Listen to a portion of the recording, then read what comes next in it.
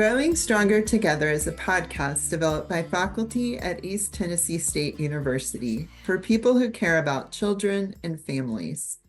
We appreciate support provided for the podcast from Ballad Health's Department of Population Health and Tennessee's Department of Health's Maternal Mortality Prevention Program. Our Families on Friday series features topics important for the health and well-being of families. I am host Dr. Karen Skatsina, and I am thrilled to welcome our guest today, Dr. Alisa Vasileva.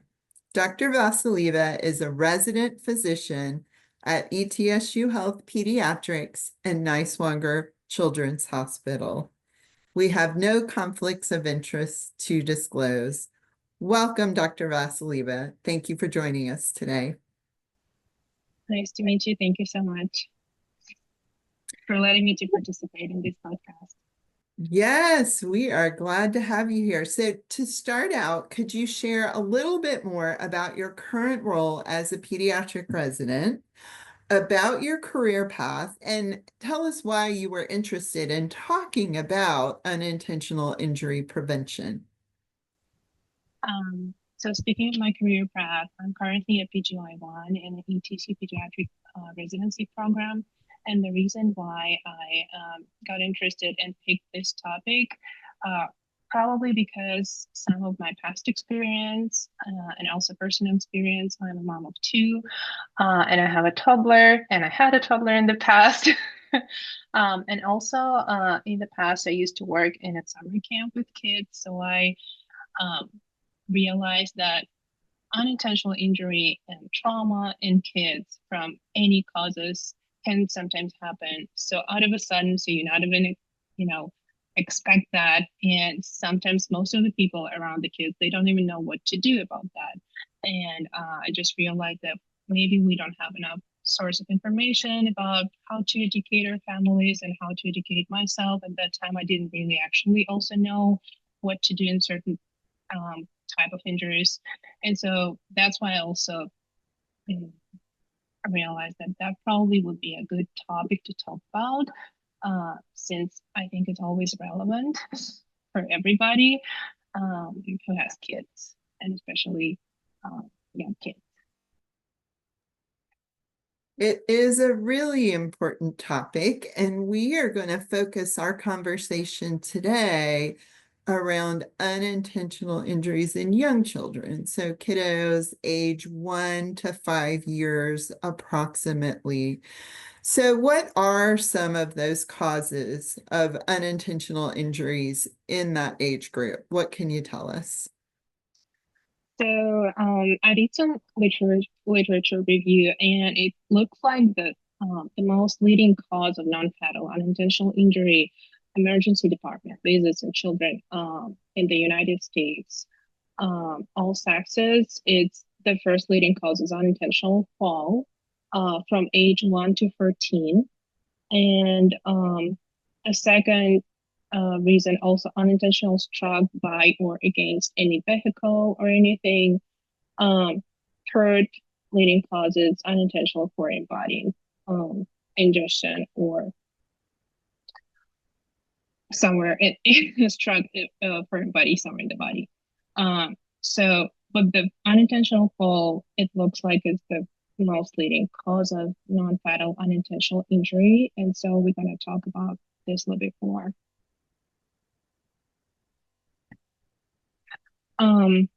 So speaking of, let's generalize it a little bit. So unintentional injuries are the leading cause of death and disability for children starting 1 year of age, adolescents, and young adults in the United States. Firearms injury are the leading intentional cause of death in children and adolescents. So we're going to talk about more unintentional injuries here. The age, and there are certain age of child is predictive for risk and type of some injuries. So for example, infants are the more likely to sustain fatal injuries from suffocation, motor vehicle crashes, drowning, and burns.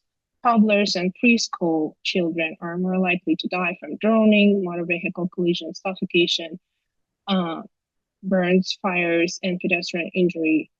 Um, School-age child is more likely to engage in risk-taking behaviors that lead to drowning, fires, and burns or suffocation. And for adolescents, it's more like they're most likely at risk for injury from motor vehicle injury, poisoning, and drowning. Um, So why don't we focus on falls? You mentioned that's not a leading cause of the fatal injuries, but it's super common. Definitely a reason for caregivers of young children to seek medical attention. What else can you tell us about the nature of falls? What types of injuries are commonly seen? And how they can be managed and, of course, prevented. so that yes, that's the most interesting thing, that falls are the most frequent types of injury, and specifically in this age group from 1 to 14, but it's not the most fatal one. And I think that's related mostly with the age, this specific age group, because children, once they start walking, they become more active. Um, but you can, like, it's even if they fall out of something, you can usually, and as statistics show us, it's not that fatal as the other types of injury. So that's why it's really important to educate ourselves about that, so we can do something about it to prevent it, or like to help it right away when the event already happened.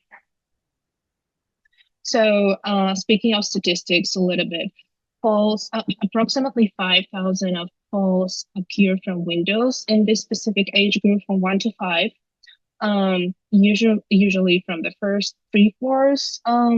If we talk about the houses, um, and in pediatric age group, children younger than 5 years of age are at the greatest risk of occurring incurring fall-related injury. Um, Falls are also the most frequent cause of injury during the infancy. Specifically, for example, as we know in newborns, for example, hospital falls have been associated with mothers falling asleep while holding their own infants during the nighttime feeding. And then we see the child roll over the bed. That's the most common um, fall injury that we can see in the hospital stay when the baby was just born. Um, and Also, falls by children occurs mainly in the warmer months. The location mechanism of injuries caused by falls vary depending upon the age of the child, of course. Um, the statistics shows, and those are from AAP and AFP articles that I saw, that most than 80% of fall-related injuries in children younger than 4 years of age occur in the home. So the home is usually the first environment when children facing these falls. Among children aged 5 to 14 years, approximately one half of the injuries occurs at home and one quarter at school. Among infants, falling from furniture or stairs is an important mechanism of falls. The risk of falling from windows is greater for toddlers than for children of other ages. And also, falling from playground equipment is a common mechanism for falls in older children. When they go outside, they play in the playground and engage in the other children. Also, children from low-income families are more likely to be injured from falls due to lack of safety equipment and at home, for example, window guards or deteriorating housing environment.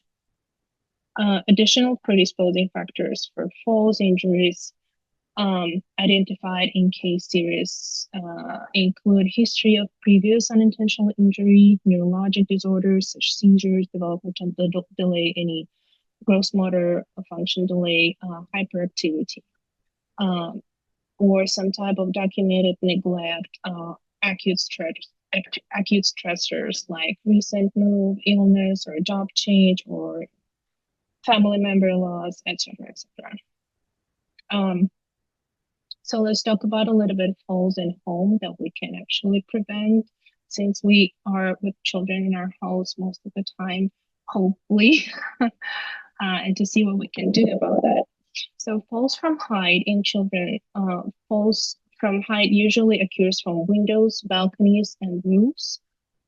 Falls from windows, most deaths and hospitalizations related to falls from windows occur during the spring and summer months because it's the time when it's hot and warm outside. It's nice weather. We want to open the windows, and of course, sometimes we don't realize that a 3-year-old can just out of a sudden jump to the window and go out of the window. So let's talk about what we can do about how to prevent the windows and balconies and roof type of falls. First of all, we can use the window guards or stops that can be used to prevent children from falling through the windows. The maximum opening should be less than 4 inches, which is like 10 centimeters, because the most children younger than 6 years can slip through the 6 inch space opening in this window. Other important strategies that we can use to prevent children from falls, like open double hub windows from the top only and not from the down, because if they can reach it, they can open it themselves. Avoid the placement of furniture under or near windows. So again, a 3-year-old can just easily climb on that and open the window and get out of the window. Close windows in rooms where children play for sure. Supervise young children, particularly near the open windows. I can share my own experience. I always had a camera in my oldest daughter's room whenever she was I think 3 or 4 years old. I didn't really use that camera, but it was active. And one day when we have a guest, like I think it was somebody's birthday, and we have lots of kids in our house, and I see the camera alarm, and I open the camera, and I see that they're like trying to open the window, even if we have like the child lock one, so they cannot actually um, rotate it to open it. But they took the hanger of the window, they attach it because it was the one that you can unattach and put somewhere in the drawer. So they found it, they put it, and they tried to open, and they actually succeed. So they opened the window, and that was on the second floor, and they were like, already open it and go into it, and I was like, oh my God. So I immediately ran into the room, of course, and just kind of dragged all of them out of the window because so that can happen even if even if you did not supervise them for like 5 minutes and they just suddenly it became silent in the room. Be precautious all the time. If children's room is silent, something's happening. I never trust that. um, and so we talked about the windows, supervision of young children at all times. As again, if you can do that, do not rely on window screens to prevent falls because those window screens they're not firm. Most of the times they're like really soft. So as long as you can press on it, you can easily fall through the window. It's not going to stop any child from with any, even if they're like really small and their weight is like 10 kilos, they still can fall through this. Um, Plant shrubbery at the base of tall building to soften the impact of surface. It's nice to have this in mind, but I don't really think that it's gonna do something at the very end. It's a good thing, but maybe not for us as the parents, but for the people who build the houses. So maybe yes, that's a good thing to keep in mind. Another type of fall that we can think about is fall and infant walkers. So first of all, I'd like to say that we never recommend for parents to use walkers at any point, just because it's not really good for their um, gross motor development. Because while the small child is in walker, he's or she unable to feel the ground with their all of the surface of their feet. So they touching the ground only with their toes. And so it can interfere with their further ability to maintain the balance, to walk. And so we really do not recommend to use those. But even if that happens, always talk with parents about try to educate them. Because most frequent types of injuries out of infant walkers happens when they approach the stairs, so they can fall out of the stairs upon on top of they're already in the walker, or they can just try to climb out of the walker and fall out of it, which is not that high, but still they can, broke their arm, broke their leg, and it's going to be unpleasant for everybody to have this experience. Um, so certain things that we can try to do here to prevent this type of injuries. Um, Speaking of falls from furniture, um, using frames tailed restraints on high chairs and increasing high chair stability. So, for example, um, if your high chair is around the table, you can just attach it to the floor, or you can attach it to the wall, for example, and use like a restraint so the child cannot move it, and it's stable and stays in the same place. Um, Never leaving babies alone on any furniture, even if they have not begun to roll over, because babies are tricky. Never trust the baby, even if you think that your baby is 1 or 2 months old and he or she cannot roll over yet. But don't trust them. We faced that type of events so many times. Not many, but I already faced those histories when mom told me that she just, turned off for a second and the baby immediately rolled over the surface where she was changing him. So these types of injuries usually happens if you place the baby on some higher furniture, let's say like higher shelf or something where you have this changing tab, and you change them and you turn over to, let's say, pick up the wipes, and then the baby's not there anymore. And that can be really fatal because as younger the baby, their head is really soft and they're so fragile. So even one simple fall out of the bed or for any furniture can be really fatal, or they can just face um, really serious outcomes out of this fall that can impact their future life and future development. What else we can do? Using guardrails on cribs and changing tables. Because sometimes, especially if they're like if it's a 9 months, 10 months, 1 year old, this is the age when they already challenging themselves and they try to get out of the crib. And let's say they can hold on the crib rail, and then they can put one of their legs on the crib and try to roll over the board of the crib. And so if there's no rails or no something else on top of it, they really can roll over and they can fall out of the crib. So that'll be another really serious trauma. Placing infant seats on the floor rather than on table or counters. For example, a car seat. Sometimes I see like the parents, they put their car seats on the table, which again, not really a good thing to do because you never know. Never trust the baby. Especially if baby is unrestrained in this car seat, they can easily fall on this car seat. And if your car seat is on the table and baby is in this car seat, so then he or she can easily fall out on the ground, not just from the table height, but from the table and on the car seat height on top of it. So that's another serious thing for us to think about. And again, if we see something like that, if we have like a family visit, we can just easily talk through this with the family so they can pay attention a little bit more. Another type of falls for smaller children that we can talk a little bit about is fall in the bathtub. And I think everybody is kind of aware of, oh yeah, we know that we shouldn't leave our babies, especially if it's a toddler,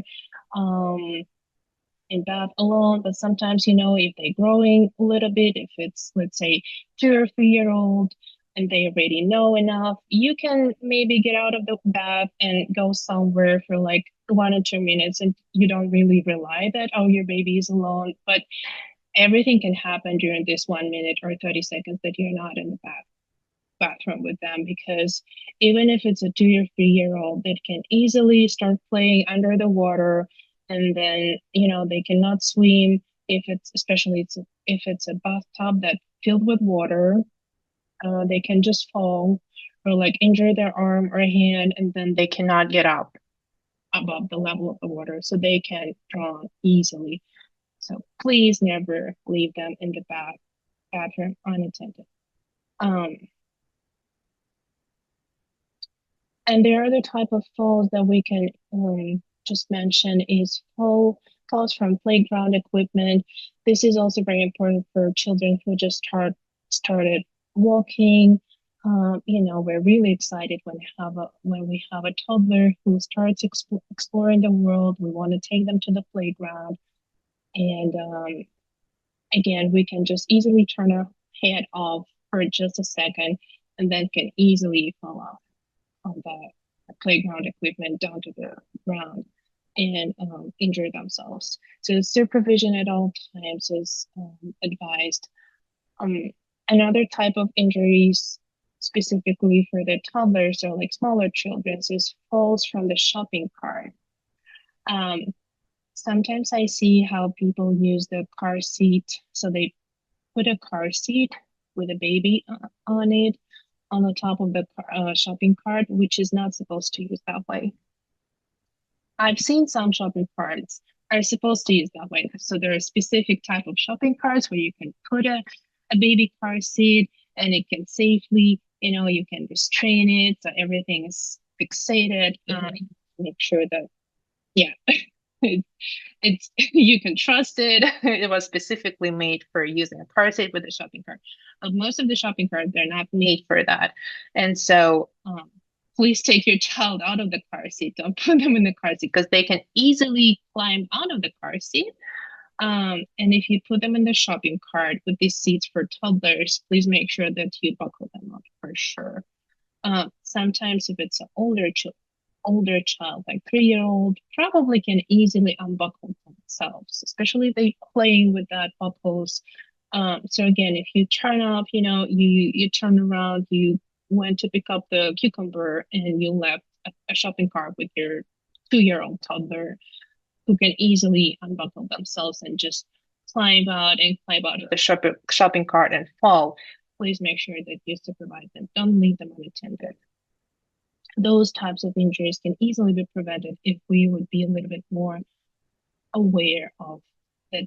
Never leave them alone, never trust them, because these small children, toddlers, they're really active. They want to explore the world at all times, and they try to do everything to get out of the place and continue to explore. So we always have to make sure that we provide them a safe environment so they can safely explore without making any injuries to them. Okay. That was my speech about falls. That was fantastic and just packed with a lot of statistics and information and key ways to prevent different types of falls and different age groups. And I love the never trust a baby. I'm gonna remember that one. But it's true. Babies and toddlers can surprise you. And they're certainly, as they get older, are just naturally going to be more mobile. Developmentally, they're going to be a little more interested in exploring the world. And so let's change topics. What about poisoning in this age group? What can you tell us about causes of unintentional injuries due to poisoning? How do those need to be addressed, and what can we do to prevent them? Poisoning is another very, very interesting, intriguing group of injuries for this specific age, because again, it's related with their ability and curiosity to exploring the surrounding environment that they are in. And so that's another challenging for us as an adult who supervise them to create a safe environment so they can explore but do not injure themselves. Because in any typical house or apartment has lots of um, things that can kids of this specific age, like toddlers or even like not infants, but like 1 year old, 2 year old, 3 year old, 5 year old can easily find and ingest, and they think that it's a candy or it's a juice or it's something interesting. Specifically with this group of age from 1 to 3, they don't even yet realize that something is food, something is not food. So they just learn what is food, what is not food. And so they uh, tend to try everything by mouth.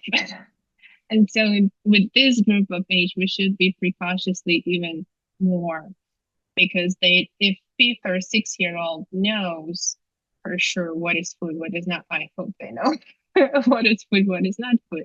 But with the younger children, they just still exploring, they're still learning, and so they don't really know. Like my not yet 2 year old tried to eat a ball this morning, and I was like, "This is not food," and she looked at me and was like, "Really?" And I was like, "Yeah, you cannot eat that." So, speaking of poisoning, some types of things that they can easily ingest. Let's talk about agents most commonly ingested by children younger than 6 years of age in United States.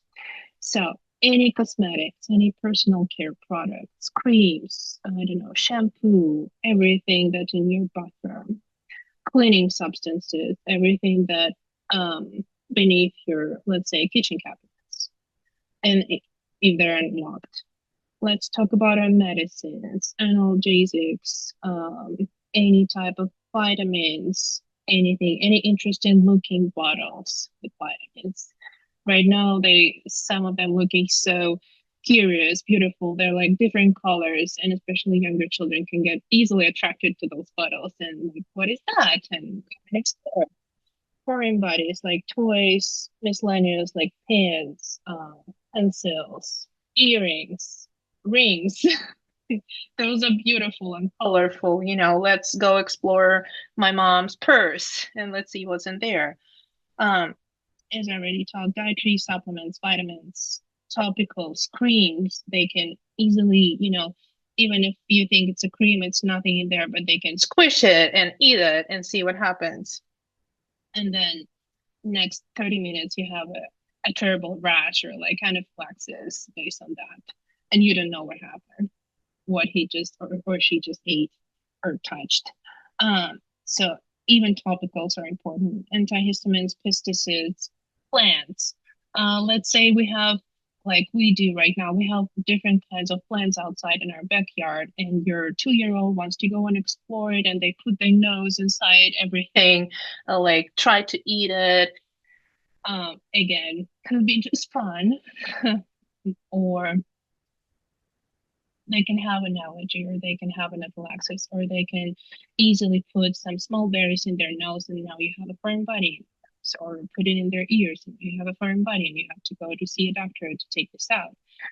Um, but if you miss that, then you will not even notice that they have a foreign body in their nose or in their ears. And then, let's say a week ago, we have a severe ear infection with a pus coming out of it. We don't know, oh my God, what happened? And then we out of a sudden find that there was a foreign body in their ear. We can see that all the time. Um, let's say if you're a guest in your grandparents' house and they don't typically have all of their medicines locked because they're not used to small children. They usually come to see you in your house, but if you visit them and all of their cardiovascular drugs are not locked. So we also can see that type of injuries in the hospital during the hospital admissions pretty frequently when, let's say, 3 year old found some grandma's bottle, opened it, and took some beta blockers, which also can be really fatal, really dangerous. Arts, crafts, office supplies, pens, pencils, small crayons also could be a great source of, oh, let's go and try and eat that. but then you cannot actually swallow it. But even if you swallow it, that can damage your esophagus and cause a tear and all of that that follows. Um, Essential oils. Speaking of me, I have lots of essential oils in my bathroom just because I love them. But that's the most common cause of causing like rash and allergies. So specifically with if we talk about young children, their skin is very sensitive and very smooth and sensitive and just not as our skin. And even if you apply anything, if it's like a cream or if they want to use it, touch an oil, that can cause a severe rash or allergy, and that could be really unpleasant for them. So just try to put all of your cosmetics and all of that things on top of your shelves, not in the lower cabinets. And if it's something in the lower cabinets, make sure you lock it with the child locks. So like your kitchen, which contains all of this um, laundry detergents, all of this, I don't know, dishwasher detergents, just make sure that you use all of these child locks and you lock it so they cannot open it easily. You know, sometimes there's some day when they'll figure out how to, probably. But I hope, but by they're gonna figure it out by the age when they're like 5 or 6. Usually before that, they are not actually able to figure out how to open those because the mechanism of opening is really like you have to work with it. Your motor skills should be really good to be able to open it. So that's why they're not actually able to open it until a certain age. Um, we talked about essential oils, antimicrobials, hormones and hormone antagonists. All of the medications, again, should be just somewhere in completely unreachable location for the kids because those are the most dangerous. And all of this pesticides and laundry materials and all of that also should be just locked and never even in the reachable position for smaller children because those could be really dangerous. And let's talk about something that we can do about these types of injury. If we already found our toddler, let's say who ingested something, who opened the kitchen cabinet and ingested something, but you don't really know which one. You see lots of opening bottles, and your child is, having difficulty breathing, experiences some unpleasant symptoms, and you don't know what to do. So first of all, call 911 and call the poison control. When you call the poison control, they can tell you right away what to do. Like, let's say, remove all of the clothes, do not use Ipecac or like something that will cause the vomiting, do not provoke vomiting. So all of those types of guides, they can help you and to guide you pretty easily and fast while you're waiting on 911 to come at your house. And again, speaking of statistics, most of the cases when we hear that child was exposed to some like laundry or dishwasher detergent, some of them go to the hospital, but some of them they don't. If caregiver got a chance to notice it right away, if they call poison control is usually does really good job in terms of guiding the caregiver to like what to do and how to help with the symptoms. So sometimes by the time that 911 already arrived, the child is already like stabilized. So again, we just have to know that we should call the poison control. That's kind of the first thing we should keep in mind. Um, um, what else should we talk? What should we add about poison control? Um, Well, we'll definitely include the phone number for poison control in the mm, show notes. And so that's a wonderful resource. But I think a great point as well, if someone's having a medical emergency, if they're not acting right, if they're too sleepy, unsteady, not breathing well, a true medical emergency, you always want to call 911 first mhm. and get someone on route to you. But yeah, we'll include those numbers for sure in the show notes. Anything else you'd like to add about poisoning? Or I know you'd also like to talk a little bit about drowning and drowning prevention. Yes, a little bit. Just another type of miscellaneous things that can be ingested, like the most frequent that we see in the hospital are batteries, especially the small ones for like watches. And this is something that you really want to go to the hospital and proceed with a further care in terms of like um doing an X-ray and take a guide from the physician directly because those types of ingestion for sure could be dangerous. And so in this case, you have to go to the hospital and just do the local AD take a note on that. For sure, those button battery ingestions can definitely be dangerous. So you want to keep those away from kids and make sure that anything contains them is not something that young kids can access. So I think drowning prevention is the last topic we want to talk about today. And I feel like that has gotten a lot more attention in recent years as it is a leading cause of death in this age group of young children and something that really needs to be discussed during checkups with the pediatrician, something that all parents and caregivers need to be really aware of and know how to prevent. So what can you tell us about drowning and water safety and drowning prevention? Yes. So the drowning is actually the second leading cause of death in children and adolescents from 1 to even 19 years of age. And some of the statistics show us that Black children have the highest rates of death from drowning, followed by American Indian, Alaska Native, Asian Pacific, and Hispanic children. One study that I found that nearly 60% of Black and Hispanic children cannot swim or are not comfortable with swimming at all, compared to 30% of white children. And barriers to swimming proficiency may include cultural factors, I don't know, discriminatory experiences, lack of access to affordable swimming lessons, and places where to swim. So the AP recommends that all children receive swimming lessons by 4 years of age, and that parents consider lessons as early as 1 year of age based on an individualized evaluation of the child's physical and emotional capacity and exposure to water. Um, a recent cohort analysis showed that bystander training in cardiopulmonary resuscitation significantly improved neurological favorable survival after the cardiac arrest from drowning. So that's something maybe for us to keep in mind that if, for example, parent can get this training, that'll be really helpful just in case if they will face this type of situation in their life with their own children or somewhere, some children around them, so they can easily and help them faster because that directly impacts the outcome, as we know.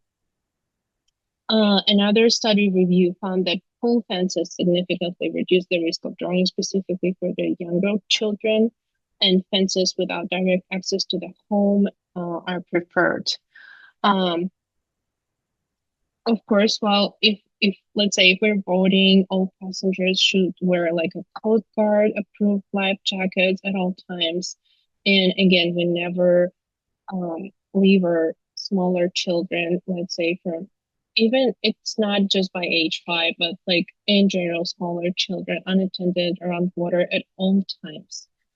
Around pools. Right now it's a summertime, so it's fun for us to go swim and explore, and we love, to let our children to go and explore and swim and play into the water. But we also have to keep in mind that we have to look and watch for them at all times and supervise them at all times while they're playing water, even if it's just in their, let's say, like knee level of water, they still can drown.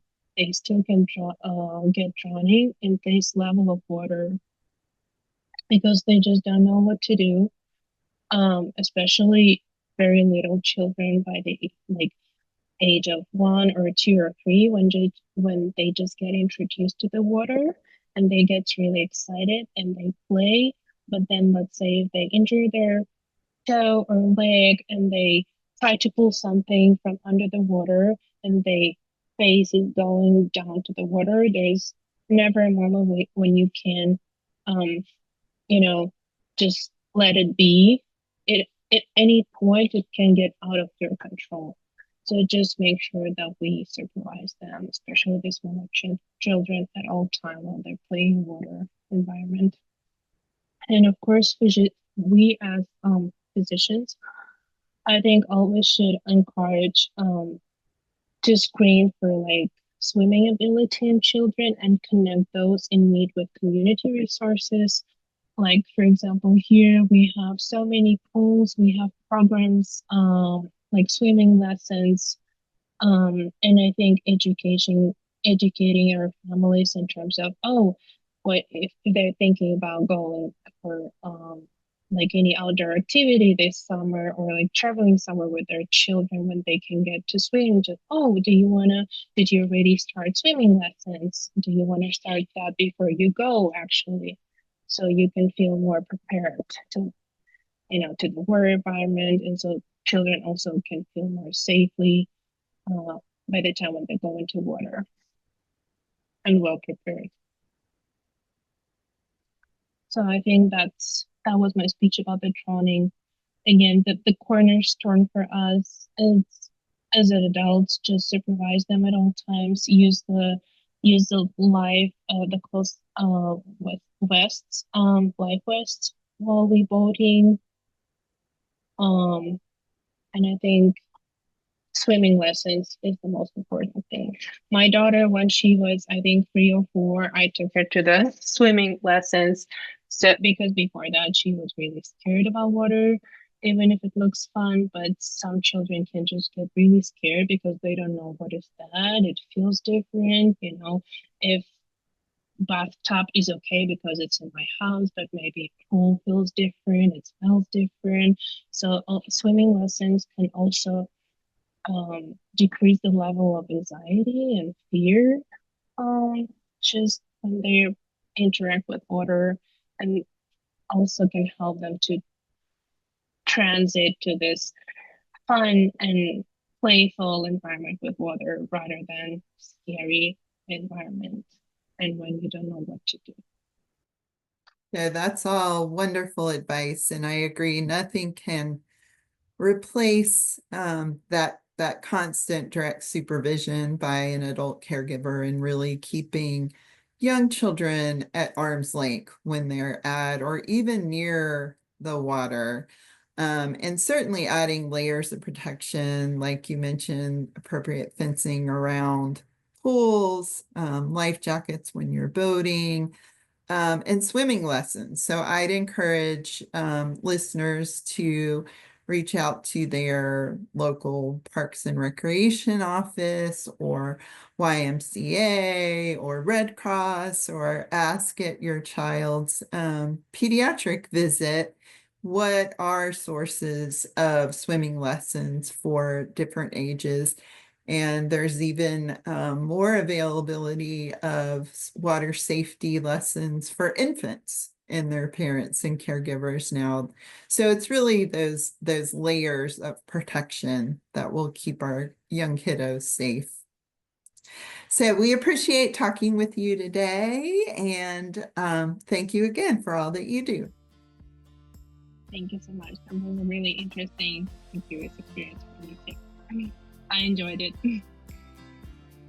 This podcast is not intended to provide medical advice. If you or a loved one are working through a medical issue related to this topic, please consult a healthcare provider.